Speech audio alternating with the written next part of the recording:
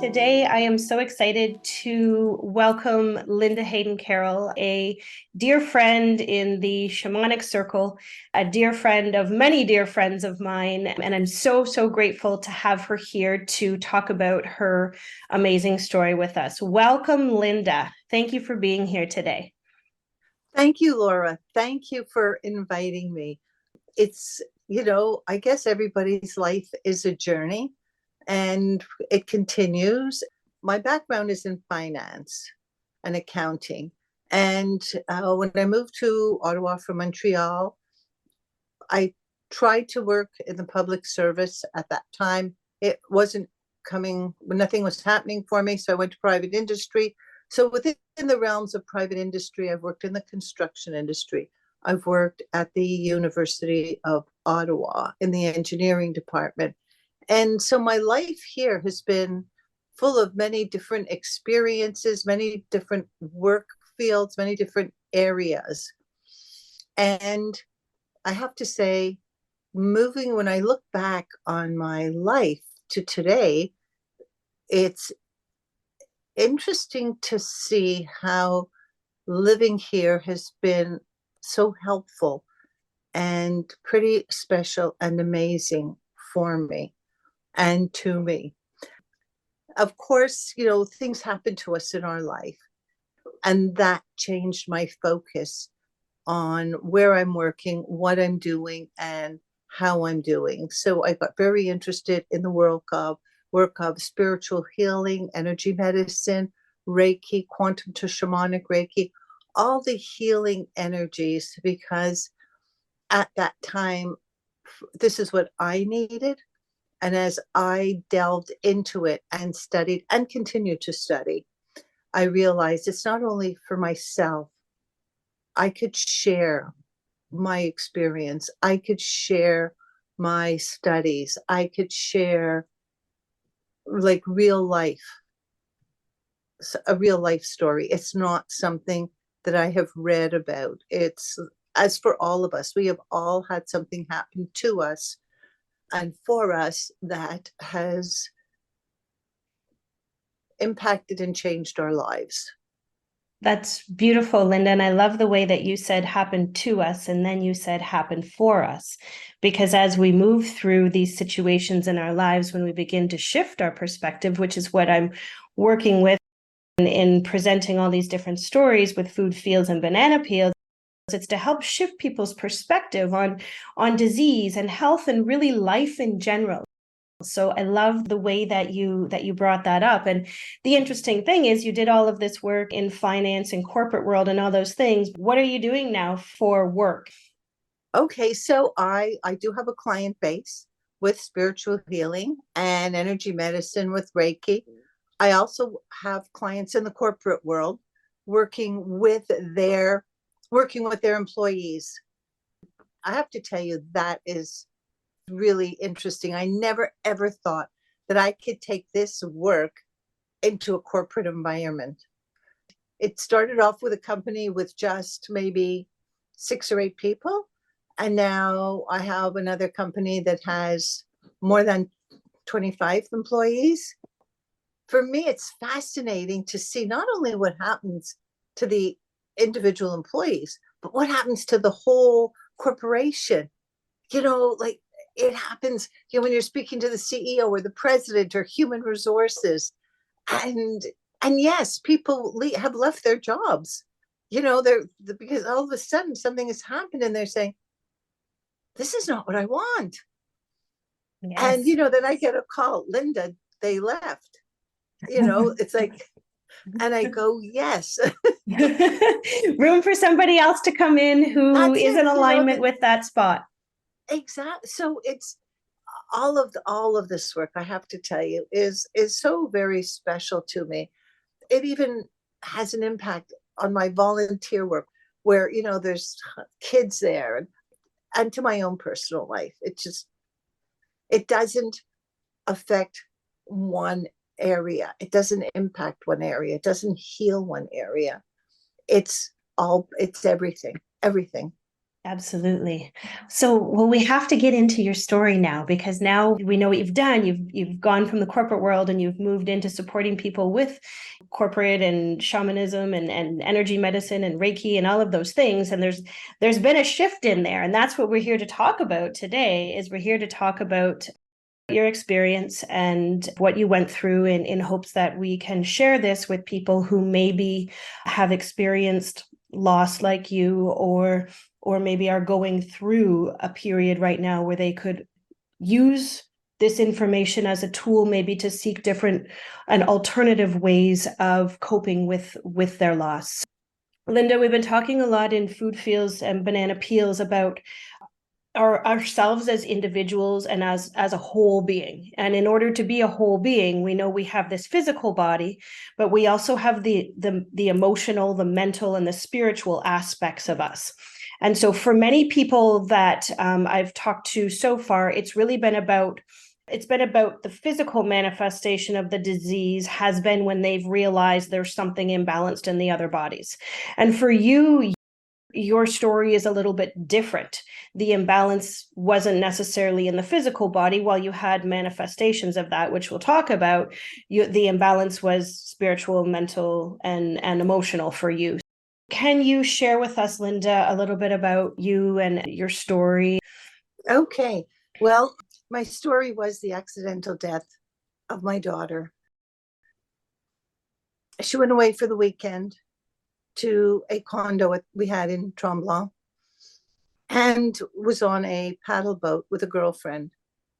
And a young lad in a motorboat didn't see them. And he rear-ended them, and she was instantly killed. When the phone call and the doorbell rang, I went into a space that I could say took many, many years for me to sort of slowly open that door and walk out. There was the shock. There was this, it's not true, it's a lie. She swam to the edge of the river. She's still there. Nobody's looking for her. It just went on and on and on. And sleepless nights, terrorizing dreams. And I knew that I could no longer continue to live like that. It was just unbearable. And so I went to my doctor. The first thing people recommended, the medical community recommended to me, was medication. I cannot tell you why I did not want to take it. I just felt, if I am, and this is personally for me, I felt that if I took it, it would put my body in a state that I couldn't feel. And the outcome of that was not what I wanted. The outcome was I wanted to be healed, but I didn't understand how. And I didn't really understand what I was saying, but I did not want medication. I even had a family member who was a doctor. And I said, no, I'm just going to find a way that works for me. And so I did therapy. I did psychotherapy. I did bereavement. I went for maybe 4 or 5 years through these different modalities of trying to bring some peace back into my life, because the emotional pain and the mental pain was pretty severe. I'm not saying it didn't work, but it wasn't getting me to where I needed to be, I wanted to be. Somehow there was just this feeling in me that there's something there, Lynda, just keep looking, just keep looking. And so I started joining different groups in Ottawa, spiritual groups. One group I'm still friends with. I started to hear about things and to talk about things. And I thought, well, I wonder if this could work. And I thought, well, how can that work? You know, I'm never getting my daughter back. She's never coming back. How do I come to peace having had her in my life for almost 18 years and she's never coming back? She's never going to ring the doorbell. She's never going to be in the house. How long ago did this tragedy happen? In the summer of 1991. And my next question was, you kind of grazed over what was going on as far as how you were feeling. Can we get into that for a moment before we talk about the solution? There was more than the nightmares. How did that manifest for you? It's almost like I stepped out of my body because I couldn't manage not feeling well. I couldn't manage the mental pain of it. And so for me to manage that and the physical pain, there started to be physical pain, like back pain and headaches and barely sleeping and still functioning, going to work. And the crying, I would run into the bathroom and cry or go sit in the car. And because in one way, I guess I in the work community, I didn't want everybody to see like what's happening to me. And I just felt I really at that time didn't want to keep sharing it and repeating this story. I I think I was completely lost. And often I would go visit my family in Toronto and I would go ring my friends' doorbells at night. And to be honest, I did not know what to do. I did not. It was just keep running and running and running and running. I only had Elisa, so it's not like there were other children at home that had to be taken care of. There was just my husband and myself.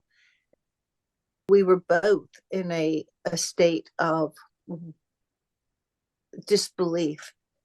And I have to tell you, it was like I could say I was frozen.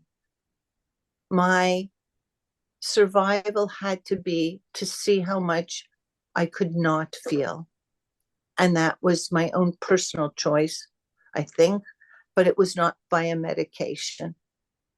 And it was a journey that even when I look back on it today and I see where I am today, I go, how did I ever get here? Because for anyone who will listen to this, who knows, it's certainly the sudden death or any death of a child, irrelevant of their age, is something is it's trauma and tragedy that we go through. When I think of it today, as I said, I don't know. I'm being really serious. If someone would have said to me, Lynda, don't worry, this is where you'll be in 20 years, I would have been extremely angry, extremely. Why the anger? Because how can you tell me that I'm going to be okay in 20 years from now? How do you know? How do you know how I'm going to feel? You got 3 kids, 2 kids, 4 kids, no kid, whatever it is. And you're telling me, don't worry, I'm going to be okay. It's not what you want to hear. Mm-hmm. Yeah. First of all, thank you for sharing that, because I feel like that will resonate for people who have experienced some of these emotional aspects, mental aspects, physical aspects of loss manifesting in their bodies, right? Maybe they don't understand that it's because of the loss, but everything is interconnected. So this can maybe help put some puzzle pieces together for some people who are in that situation and experiencing those things. So thank you. That's amazing. Now let's talk about the solution. This is where we're going, the solution for Lynda. So here's the solution.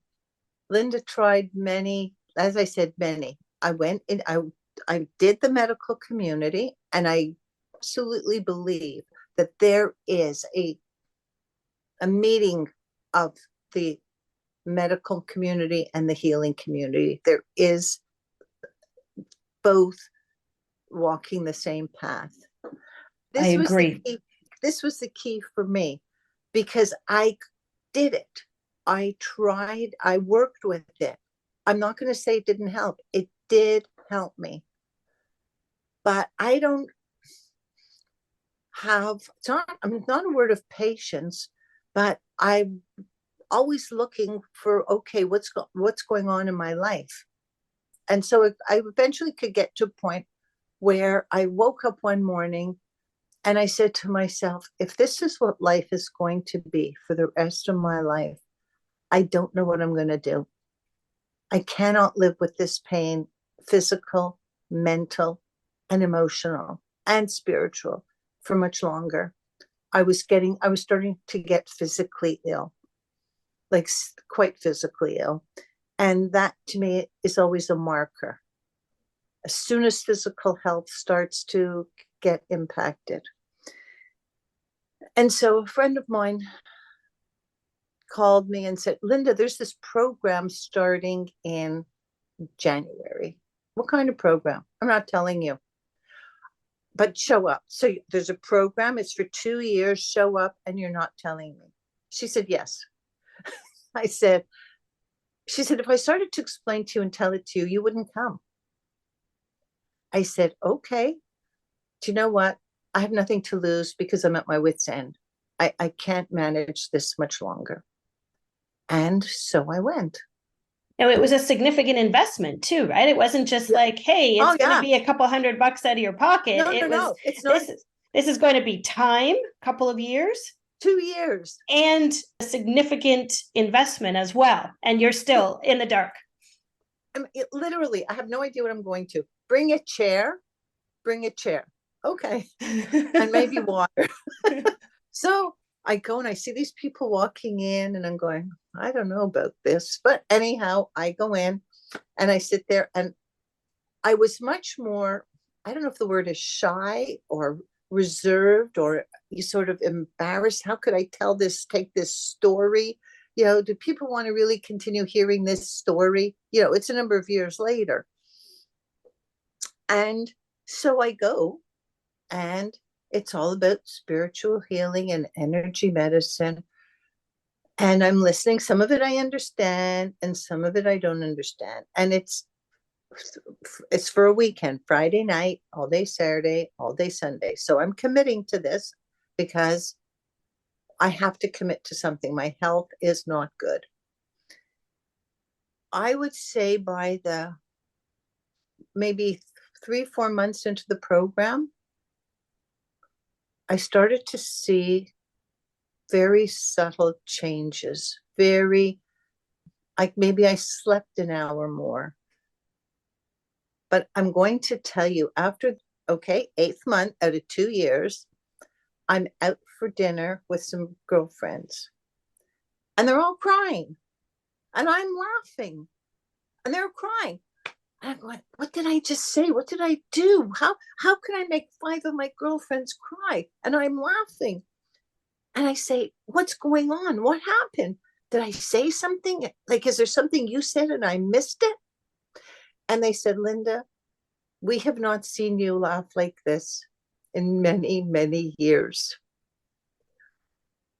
And I said, what are you talking about? They said, you don't hear yourself laughing. I said, no. And they said, you have hardly laughed, hardly, in all these years since Elisa has died.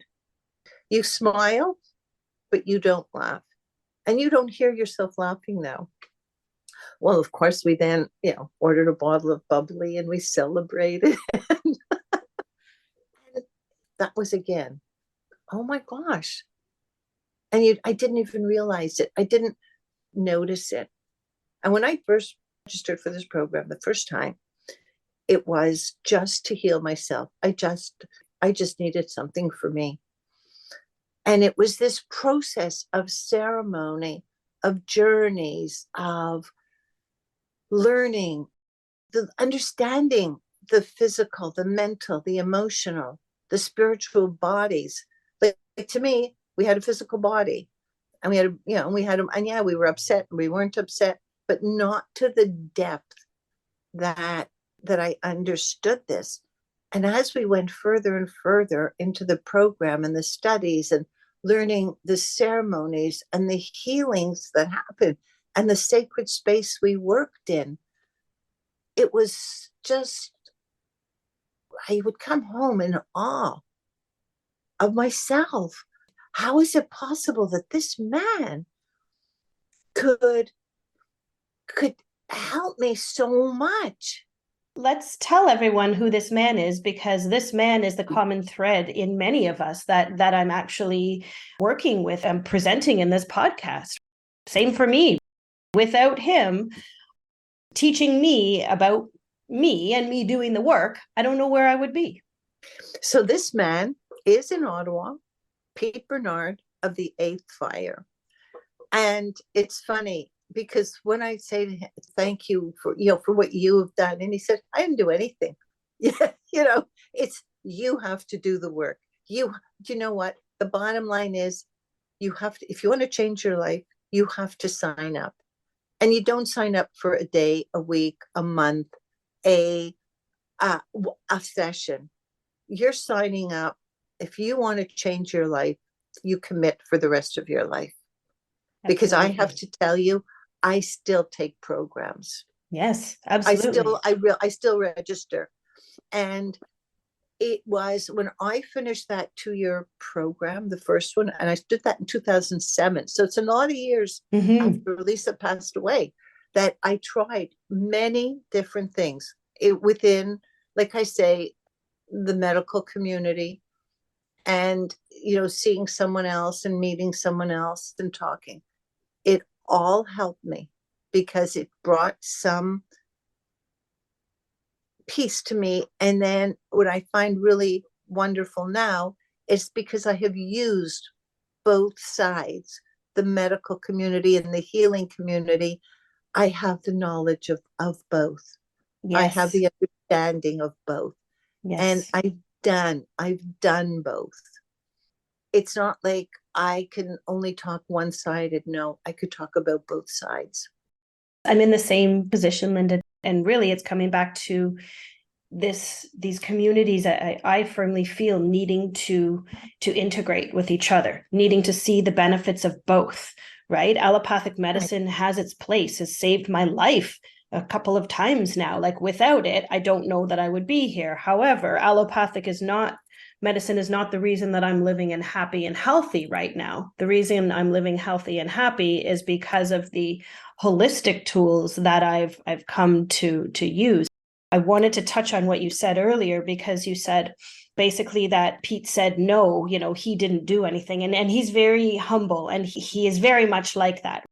For me, he's also taught me that I did the work, and that the people that I'm supporting as well, they need to be doing the work, right? We're there to facilitate the healing and support the healing in any way that we possibly can. But ultimately, healing lies within the individual who is seeking it and who needs it and has to want it. It's not about going to somebody, getting them to fix you, and then all of a sudden you're good. It's time and effort. Would you say this was some of the hardest work that you've ever done? It was because as a child growing up and a teenager, and then, into my 20s, I was very private, I'm going to say. No, but I didn't want anybody to know anything about me. I didn't want to feel I didn't want to do anything. And that is how I led a great deal of my life. So you go and just say what has to be said. You don't, for me, I didn't sort of say anything more. And you go into this program now where I had to start to say how I'm feeling. Well, how are you feeling about what there's questions, you're going through ceremony and you're speaking to people and you're in class and people are sharing after you've done some healing work. Class is sharing, how did they feel, what happened, what, and you're sharing and you're crying in class, and there's like 25 people all there looking, and it was like, it took me a while. Trust me, it took me a few modules to start to be okay sitting there and doing this. Mhm. But it is, it's not, I can help you, but you have to do the work. You have to, like I said, you have to sign up. I got to a point where when I would go in that room, it was like, oh, this is fat. I Mhm. just started when I started to feel the changes, but it was like not just the death of my daughter. You know, there's you learn that there's other things. She was sort of the the catalyst. She's the catalyst that brought this to me. And I don't know that I would have ever done anything like this. I have no idea. But what I am saying, it has changed my life. And I am so grateful. I am so grateful to Pete, to his teachings, to the community that I made, the friends that I have, Mhm. and the support within this network. And that is Mhm. what everybody learns. Mhm. And the love that you find for yourself on this journey. Because Oh, without that self love, none of us would be where we are today. no. Do you know, I never, to me, self love or love was giving. How much can I do for someone Mhm. else? How much can I do? What can I do? Where can I show up? Just keep showing. Until I learned, mm, you know, you're doing this, and sometimes you don't want to do it, and sometimes it's not healthy for you for me to do it. And when I really learned about self love, it was,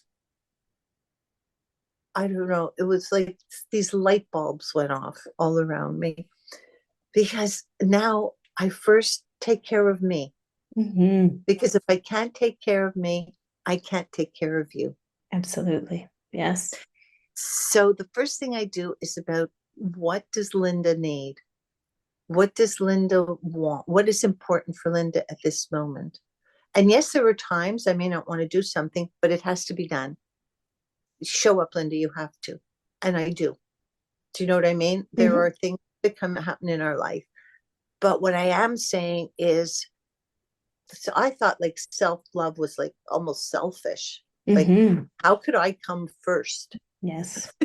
And that's part of, I think, being a mom sometimes too, right? Because being a mom, you're naturally giving for most of us, right? You're giving and your kids come along, and then all of a sudden your kids become mostly your focus, and oftentimes to our own detriment. I remember being in yoga teacher training in 2012 and looking around at the circle of people who were lost, like myself, when I started this journey. And there were several of them that were crying as we were sharing and saying, my kids are 18, my kids are 20, they've just left home. I have no idea who I am. I don't know what I like. I don't have a relationship anymore. I don't have any of these things. I have no relationship with myself or anyone else. And I remember, and I think I was probably my early 30s at the time, and I was like, I'm not going there. I need to do some things for myself now because I see the path and where it's going, and I'm not getting to that point. Yeah. You know, and that's it. That's where I saw. And the other thing also was I started to see my health improving. And that to me is very important because I want extremely good health. I have good health and I'm not jeopardizing that. I will seek out what I need to do the best I can for myself. And not only for myself, I could take that into my practice. I could share Mm-hmm. it with my clients. I could share it in the business community. Mm-hmm. So it has been something really special. And in today's world, like today, I'll say, do I miss my daughter? Yes. Do I love her? Of course. Do I do ceremony with her or for her? Yes. And for myself. But I honor the life that she and I had together. I honor that time, those almost 18 years that we spent together, because this kid in 18 years lived about 80 years.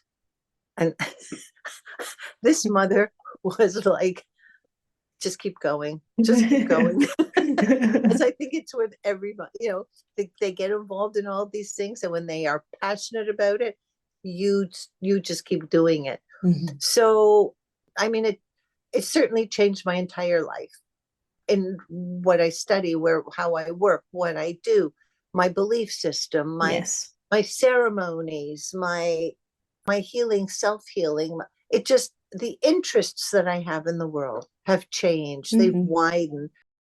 For everyone, any major trauma in your life changes your life. But I can say in today's world, I am peaceful. I am at peace with that for the best I could do today. The holidays are, yeah, sometimes they're a bit tough. You think of the fun things, but they're memories. And then I go, hold on a minute. They weren't sad memories. They were happy memories. So it's, That's inspirational, Lynda, really inspirational. I feel for people out there who are navigating loss right now. And one of the things that I learned, and I'm sure that you learned over the journey, was that we always have a choice. We have the choice whether to become a victim of our circumstances or to empower ourselves and take charge and make the changes and do the work to do what we need to do. Is it easier to become the victim? I think so, because we don't take any accountability for where we are. Is it harder to do the work? Hell yeah. It can be hell. I remember spending weekends on my floor just bawling my eyes out in fetal position as I was letting go of some of the things that I'd been carrying for so long. However, when we look on the other side, are we living happier and healthier and more empowered and more inspired? Absolutely.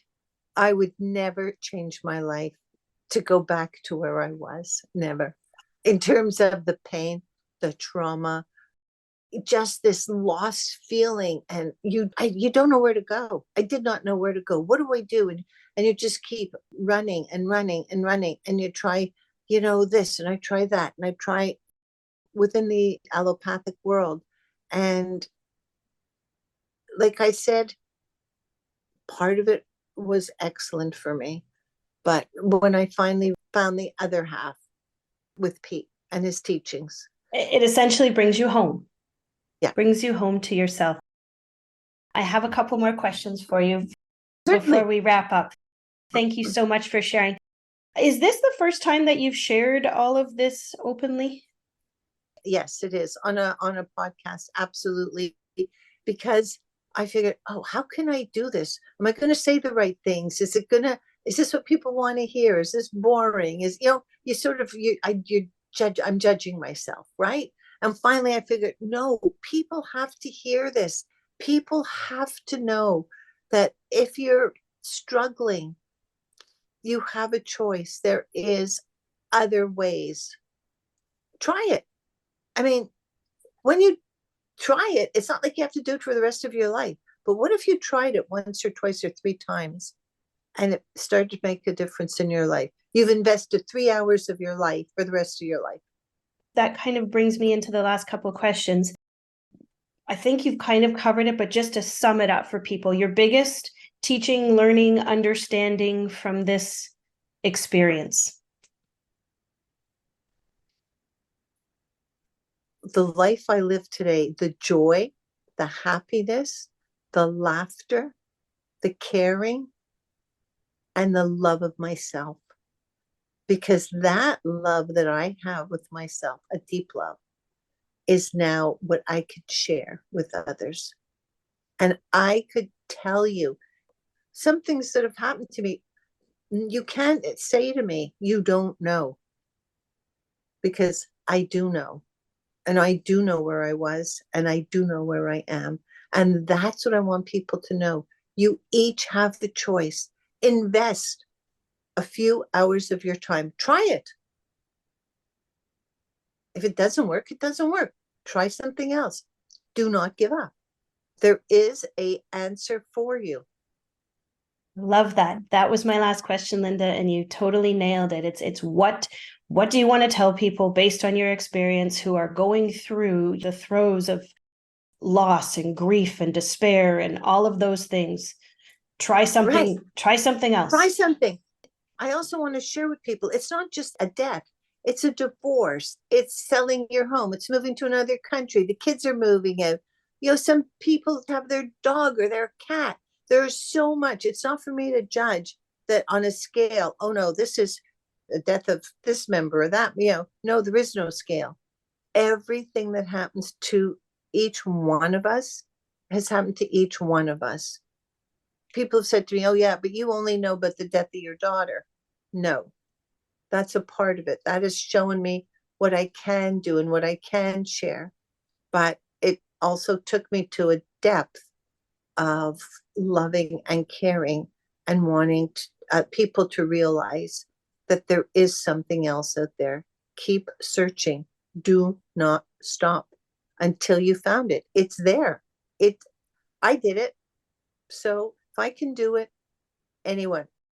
The nice thing now about Zoom and all this interconnectedness of people say, oh, but she lives in Canada and I live in England. I live in Vancouver. I live in Mexico. It doesn't matter. That's right. Energy has no time, space boundaries like we know. So, Lynda, tell people where they can connect with you. If people want to learn more, if people want to try out a session, just a single session to see how this whole thing works, where can they connect with you? Okay, so I do have a website. It's Lynda with a Y, Hayden-Carroll. So you can find me on Facebook, find my website. And if you can't find me, phone Laura. I'll make sure in the notes that I include it, Lynda, so that it's all spelled out the right way with the Y, so people can connect with you. Well, thank you so much, Lynda, for sharing your time, sharing space with us here today. I know that your story is going to be inspirational for so many people. And I think it's important, just like you said at the end, yes, we're talking about the loss of a human being, somebody very close to you, your daughter. However, we experience loss and grief in different ways. So it doesn't mean that your loss is worse than mine of my dog. We all experience things differently. So if you are going through a loss of any sort, don't downplay it. Reach out for help and find those tools that will help you to navigate that loss, because there are always options out there. Always. And the other thing is, we are a large community. We know each other and we recommend people to each other. There is such a network here. So there is no reason for anyone to really sit home and suffer. On that note, Lynda, I am so grateful to you for showing up today, for sharing your story, for being vulnerable, for putting it all out there, for sharing your wisdom and your knowledge and your experience and all of those things, because I know that this is what people need right now. People need to know that they're not alone, that there have been people who have gone through tremendous suffering, who have found ways without traditional allopathic medicine or interconnected with it in order to find the root cause and heal the root cause. And that is exactly what we do with shamanism, energy medicine, is we are looking for the root. We are not band-aiding any symptoms. We're going deep and we're going for it all. Absolutely. Amazing. So thank you again for joining us. Have a beautiful day. And I can't wait for everybody to hear our taping today. Thank you so much, Laura. Thank you for inviting me to this. So much love. Mwah. Thank you so much for tuning in and listening today. I look forward to bringing you more opportunities to learn and grow and shift and change your perspective, perhaps to something new and something different. It is an honor always to be here, and I would love to hear about what you want to learn more about. Please go to Spotify, give me 5 stars, go to Apple, give me 5 stars and a review. I would greatly appreciate it. This is the way that this podcast can get out, so more people will have the opportunity to listen.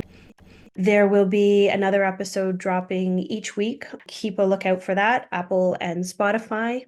Food Feels and Banana Peels. I'm Laura Pfeiffer. You can check out more about me, learn about what I do at laurapfeiffer.com. Wishing you much love, joy, happiness, and health on your journey.